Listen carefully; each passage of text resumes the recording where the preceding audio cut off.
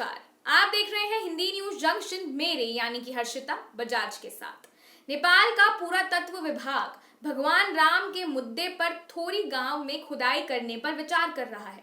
नेपाल के प्रधानमंत्री केपी शर्मा ओली के अयोध्या और भगवान राम संबंधी विवादों पर नेपाली विदेश मंत्रालय ने मंगलवार को बयान जारी कर कहा कि प्रधानमंत्री ओली किसी की धार्मिक भावनाओं को ठेस नहीं पहुंचाना चाहते थे।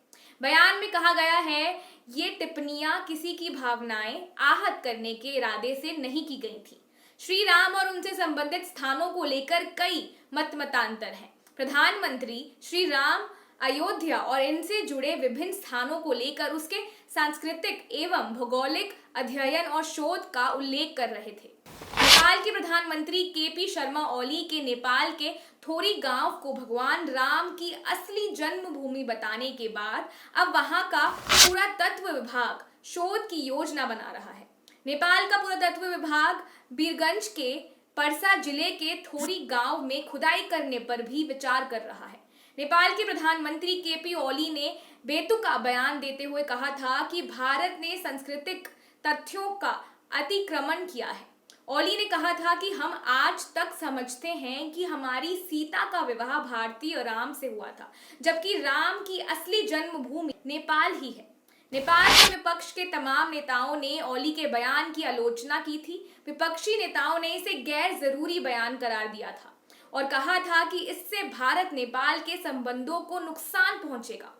नेपाली समाचार पत्र माय रिपब्लिक के अनुसार ओली के बयान के बाद नेपाली पुरातत्व विभाग थोरी गांव में स्टडी को लेकर तमाम मंत्रालयों के संपर्क में है। पुरातत्व विभाग के प्रवक्ता राम बहादुर कंवर के हवाले से समाचार पत्र ने लिखा है कि विभाग वीरगंज के थोरी में संभावित पुरातात्विक अध्ययन की संभावना पर चर्चा के लिए कई मंत्रालयों से बातचीत कर रहा है। पुरातत्व विभाग के डायरेक्टर जनरल दामोदर गौतम ने कहा कि पीएम ओली के बयान के बाद पुरातत्व विभाग वहां शोध कराने को लेकर गंभीर है। गौतम ने कहा, विभाग विशेषज्ञों से बातचीत करेगा और इसे लेकर जल्द किसी नतीजे पर आएगा।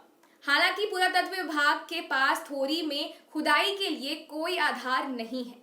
गौतम ने कहा, यह हमारा उत्तराधित्य है कि प्रधानमंत्री के बयान के बाद स्टडी कराएं। मैं ये नहीं कह सकता हूं कि अयोध्या के नेपाल में होने की बात साबित करने के लिए हमारे पास पर्याप्त आधार है।